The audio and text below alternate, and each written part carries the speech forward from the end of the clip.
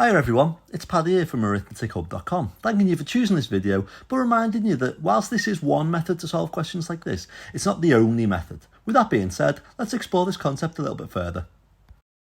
Hi everyone, so today we're having a look at the part-whole model and answering questions to do with this. This is going to use your column addition and column subtraction skills, but when we're looking at these types of questions, sometimes we may have to use the inverse, and we'll talk about that when we're going through the questions. Okay, so let's start off by having a look at the questions. To start with, we've got blank add 1,382 is going to give us 2,143. Then we've got blank subtract 3,954 is 4,283. And then we've got 9,254 minus something is going to give us 4,138. So, with these part-whole model questions, what I've done over here is I've thrown out a bar model for each one, because I feel like that'll help you to visualise it. You don't have to draw out a bar model each time, but what I would suggest is annotating on with your whole and part underneath the question, and I'll show you what I mean by that in a minute, okay? So, our method, let's have a look at that first. So the first thing that it's important to know when we are doing these questions with a part and whole, a part add a part equals a whole. So say for example, if I've got this pen, I've got the lid and I've got the pen itself, two parts make the whole like that. Okay, so a part add a part makes a whole. If I'm doing subtraction, then we start with our whole and we take away a part to find another part. So we start with our whole, we take away a part and we find another part. The pen's probably not the best example, it's the best I've got. All right, I'm working with it. So the second part says we need to annotate the questions with P's and W's, okay? The P is for part, the W is for whole. And once you get used to that, that makes these questions a lot easier to deal with. So we said to start with, part add a part equals a whole when we're doing an addition. So, say for example, we've got a really simple addition over here. 2 add 3 equals 5. 2 is one of the parts, 3 is one of the parts. They add to make the whole 5. If we've got a subtraction over here, we start with the whole and then we take a part away to reveal the other part. So a whole, take away a part, is going to equal a part. And sometimes you'll see this in a part-whole model like this, or a bar model, depending on what you would want to call it. I'm actually going to fill this one in with these questions, just so we can see where each one goes. So, to start with, if we've got an addition over here like this, we would have part add a part equals a whole. Your whole is 5, your two parts are 2 and 3. To start with, when we do an addition question, usually, we don't know what the whole is doing, because we normally have 2 add 3 is, so we've got a part add a part is what, okay? And so what you would do is you'd add the two parts together to give you a whole. We know 2 add 3 is going to give you 5, excuse me. On the subtraction question, we start with a whole. So if we were to do a normal subtraction question, where we were to have 5 take away 1, then one of the parts would be missing because we know what the whole is and we know what one of the parts is, so we need to find out what the other part is. So this would look like this. We'd have the whole, we'd have one of the parts, but we don't know what this part is over here. But then when we work it out, 5 take away 1 is going to give us 4. Okay? And then we can use that to be able to work out and check our answer the other way. So if we add the two parts together, 1 add 4, does that give us 5? Well, yes, it does.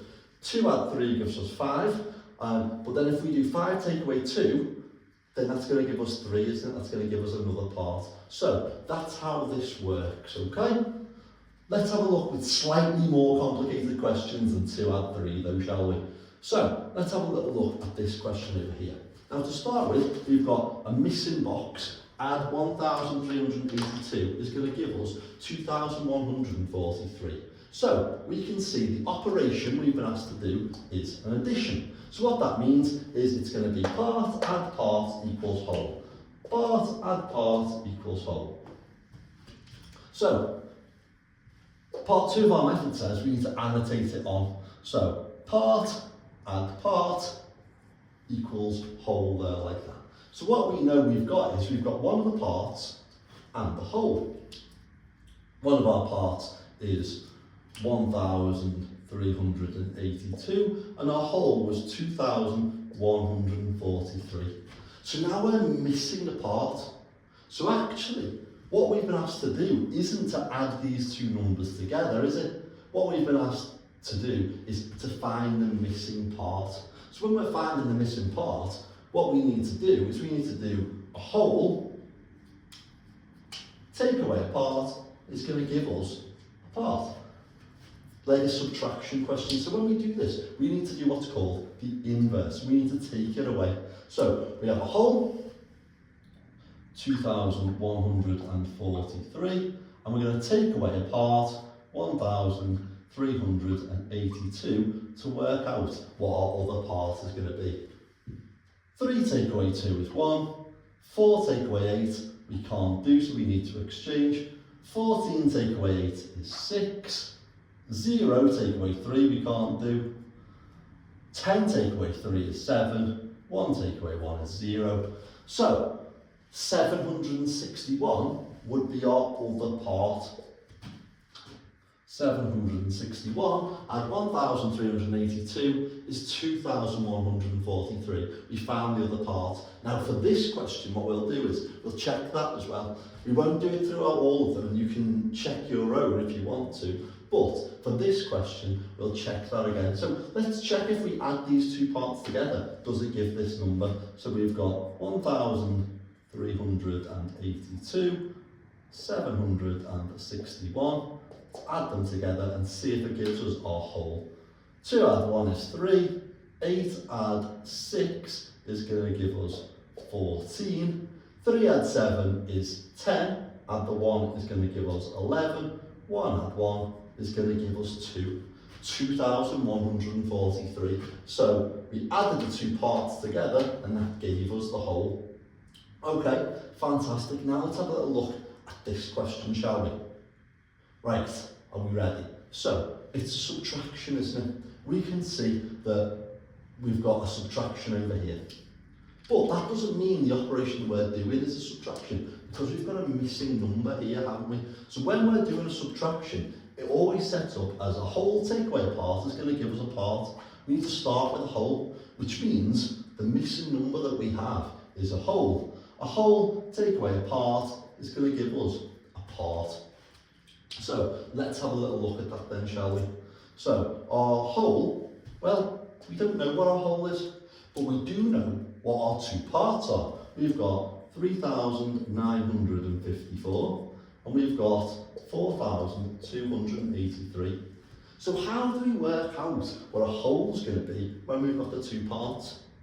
We add them together, don't we? Because if we've got our two parts, we add them together to make a whole. So rather than doing a subtraction, even though the operation tells us it's a subtraction over here, we know we've got two parts. And so what we need to do, we need to add our two parts together. So let's do that now. I'm just going to make these a little bit smaller.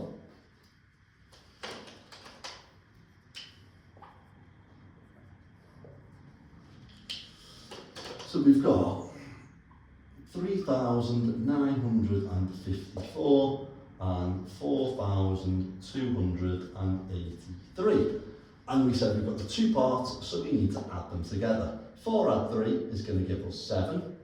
8 add 5, or 5 add 8 is going to give us 13. 3 down, carry the 1. 9 add 2 is going to give us 11. Add the 1 is going to give us 12. And 3 add 4 is going to give us 7, add the 1 is going to give us 8. So 8,237 would be our whole. 8,237.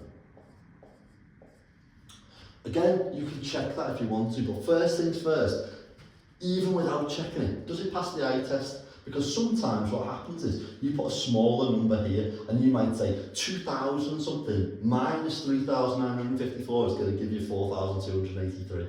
Doesn't make sense, does it? Doesn't pass the eye test. Straight away, 8,237, take away 3,954. Yeah, that might give us 4,283. So it passes the eye test. In fact, we can check it if we really want to. So I'll show you again how we would check that. So what we would do is we would now do the whole, take away the part is going to give us the part. So 8,237 just to make my 8 a little bit clearer here. Take away 3,954. 7 take away 4 is going to give us 3. 3 take away 5 we can't do, so we exchange. 13 take away 5 is going to give us 8. 1 take away 9 we can't do, so we exchange. 11 take away 9 is 2. 7 take away 3 is 4. 4,283. So we had our whole and we had our part, and that got us the other part, okay? So that worked again. Now we've got this one. So again, what we need to do is we need to annotate on, okay? We know the parts and wholes, we know we need to annotate on. So this time, again, it's subtraction, isn't it? So subtractions start with a whole. They start with the whole. I'm going to learn the lesson from last time, make this a little bit smaller. In fact, I'm going to put it on top of it. A whole, well, it's a subtraction, so we know this is going to be a part, and we know that this is a part. A whole take away a part is going to equal a part. So we know we've got our whole and one of our parts, okay? So we have a whole and one of our parts. 9,254. Doesn't matter which part it is, we're going to find the other part. So let's put it in this one over here, 4,138, like that. Okay, now we need to find the other part. So what we would do for this is we would do a whole, take away a part to find the other part, wouldn't we? So 9,254 subtract 4,138. 4 take away 8 we can't do, so we need to exchange. 14 take away 8 is going to give us 6. 4 take away 3 is going to give us 1. 2 take away 1 is 1. 9 take away 4 is going to give us 5. So our part should be 5,116. Okay, so our missing part was 5,116.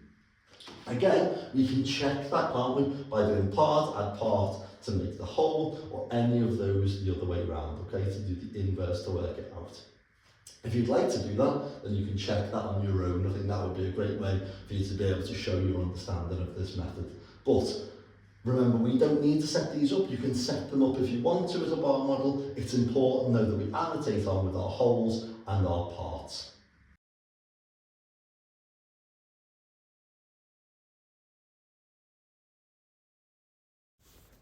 If you found this video useful, then I would massively appreciate you liking the video and subscribing to the channel. If you want to explore more methods or practice using the method we've looked at here, why not check out the teacher videos at arithmetichub.com. Arithmetic Hub has videos just like this on different methods, specifically targeting areas needed in Key Stage 2. There you can practice one particular skill or generate your own